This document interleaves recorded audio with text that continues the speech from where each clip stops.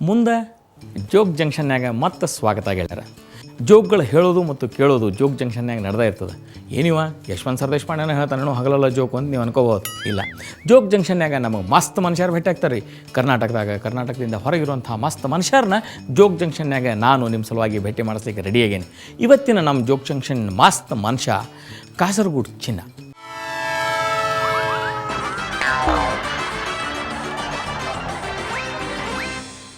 ಕಾಸರಗೋಡಿನಾಗ ಅತ್ಯಂತ ಹೆಚ್ಚು ಕನ್ನಡ ಕೆಲಸ ಮಾಡಿದಂಥ ಈ ಧೀಮಂತ ರಂಗಭೂಮಿ ಒಳಗೆ ಕೆಲಸ ಮಾಡ್ಯಾನ. ಅಷ್ಟೇ ಅಲ್ಲ, ಸಿನಿಮಾ ಸೀರಿಯಲ್ನಾಗೂ ಇವ್ರ ಹೆಸರದ. ಇತ್ತೀಚೆಗೆ ಕೊಂಕಣಿ ಅಕಾಡೆಮಿಯ ಅಧ್ಯಕ್ಷತೆಯನ್ನು ವಹಿಸಿದ ಈ ಗೆಳೆಯ ಜೋಗ್ ಜಂಕ್ಷನ್ಯಾಗ ಇವತ್ತು ನನ್ನ ಮೂಲಕ ನಿಮಗೆ ಭೇಟಿ ಆಗ್ಲಿಕ್ಕತ್ತಾನ. ಪ್ಲೀಸ್ ಎಸ್, ಕರ್ನಾಟಕದ ಮಂದಿಗೆ ನಿಮ್ಮ ಅದ್ಭುತವಾದ ಜೋಕ್ಗಳನ್ನು ಹೇಳಿ. ನಮಸ್ಕಾರ. ಒಬ್ಬ ದೊಡ್ಡ ಕಳ್ಳ, ಒಬ್ಬ ಸಣ್ಣ ಕಳ್ಳ ಇದ್ದಂತೆ. ಓಕೆ.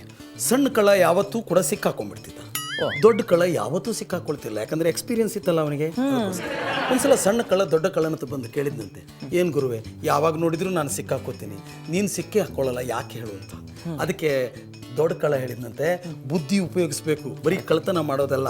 ಈಗ ನೋಡು, ಮೊನ್ನೆ ನಾನು ಯಾವುದೋ ಒಂದು ಮನೆಗೆ ಹೋಗಿ ಕಳ್ತನಕ್ಕೆ ಹೋದೆ, ಅಡುಗೆ ಕೋಣೆಗೆ ಹೋದಾಗ ಅಲ್ಲಿ ಪಾತ್ರೆ ನನ್ನ ಕೈಗೆ ಬಂದು ಕೆಳಗೆ ಬಿತ್ತು, ಡಮಾರ್ ಅಂತ ಸೌಂಡ್ ಆಗೋಯ್ತು. ಕರೆಕ್ಟ್. ಮನೆ ಯಜಮಾನ ಕೇಳ್ದ, ಯಾರು? ನಾನು ಮೆಲ್ಲ ಅಲ್ಲೇ ಕೂತ್ಕೊಂಡ್ಬಿಟ್ಟು ಅಂತ ಅಷ್ಟೊತ್ತಿಗೆ ಬೆಕ್ಕಿರಬೇಕು ಅಂತ ತಿಳ್ಕೊಂಡ್ಬಿಟ್ಟು ಯಜಮಾನ ಮಲಗಿದ.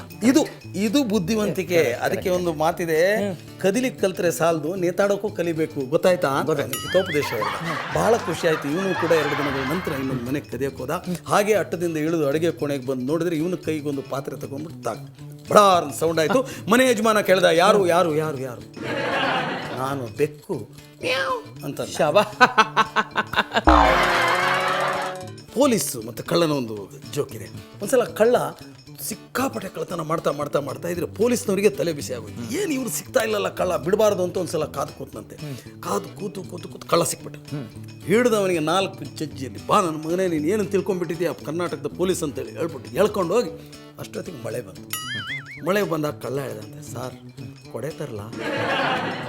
ಸರಿ, ಬೇಗ ತಗೊಂಬ ಅಂತೇಳ್ಬಿಟ್ಟು ಕಳ್ಳನ ಬಿಟ್ಟೆ ಬಿಟ್ಟ ಹೊರಟೋದ ಕಳ್ಳ. ಇವ್ನು ನಿಂತು ಇವನಿಗೆ ಗೊತ್ತಾಗೋಯ್ತು, ಓಹೋ ಇವ್ನು ಬರೋದು ಸರಿಯಲ್ಲ, ಅವೇನು ಬರ್ತಾನೆ, ಎಲ್ಲಿ ಬರ್ತಾನ ಅವನಿಗೇನು ಬುದ್ಧಿ ಇಲ್ವಾ? ಕರೆಕ್ಟ್. ಹೊರಟೋಗೇ ಬಿಟ್ಟ.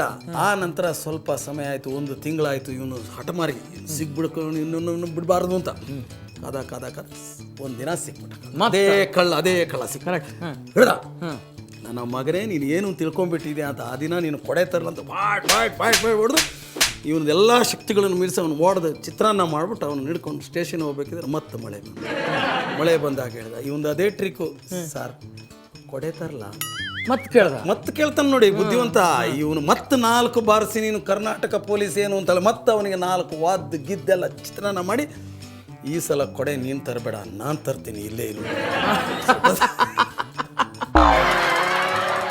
ನಾನು ಸ್ಕೂಲ್ನಲ್ಲಿ ಕಲಿತಿರ್ಬೇಕಿದ್ರೆ ನಮ್ದೊಂದು ಕನ್ನಡದ ಮೇಷ್ಟ್ರಿದ್ರು. ಸಿಕ್ಕಾಪಟ್ಟೆ ದಪ್ಪ ಅಂದರೆ ಬಹಳ ಜೋರು, ಫುಲ್ ಸೈಜ್ ಟೈಟಾನಿಕ್ ಅಂತ. ಅವನು ಯಾವಾಗ ನೋಡಿದ್ರು ಟಿಫಿನನ್ನು ಇಷ್ಟೇ ತರೋದು, ಇಷ್ಟು ಸಣ್ಣ ಟಿಫಿನ್.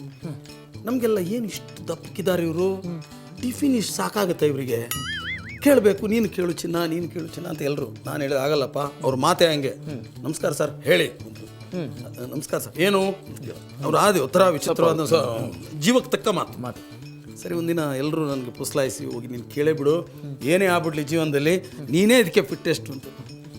ಸರ್ ಅಂದೆ, ಏನು? ಕೇಳ್ದಪ್ಪ.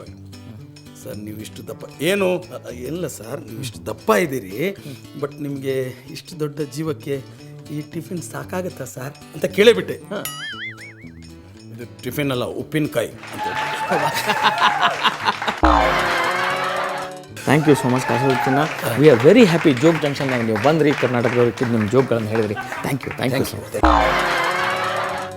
ನಿಮ್ಮೂರಿನ ಮಸ್ತ್ ಮನುಷ್ಯರನ್ನ ನೀವು ನಮ್ಮಲ್ಲಿ ಕಳಿಸಬಹುದು. ಅದು ಹೆಂಗೆ ಅಂತಂದರೆ, ನೀವು ನಿಮ್ಮ ಮೇಲ್ ಮೂಲಕ ಅವ್ರ ವಿವರಗಳನ್ನು ನಮಗೆ ಕಳಿಸ್ರಿ. m2j@suvarnanews.in ಇದು ನಮ್ಮ ಮೇಲ್ ID. ಮತ್ತು ಅಷ್ಟೇ ಅಲ್ಲ, ನೀವು ಫೋನ್ ಮೂಲಕನೂ ನಮಗೆ SMS ಕಳಿಸ್ಬೋದು, ಅಥವಾ ನಿಮ್ಮೂರಿನ ಮಸ್ತ್ ಮನುಷ್ಯರ ಡೀಟೇಲ್ಸ್ ನಮಗೆ ಕಳಿಸ್ಬೋದು. ನಂಬರ್ ನೆನಪದಲ್ಲ, ಇಲ್ಲಾಂದ್ರೆ ಮತ್ತೊಮ್ಮೆ ಹೇಳ್ತೇನೆ ಕೇಳ್ರಿ. 99 0 0 98 0 0 99. ನಾ ಕಾಯ್ತಿರ್ತೀನಿ. ಮುಂದೆ ಜೋಗ್ ಜಂಕ್ಷನ್ ಇಲ್ಲಿಗೆ ಮುಗಿಸ್ಲಿಕ್ಕತ್ತೇನೆ. Thank you.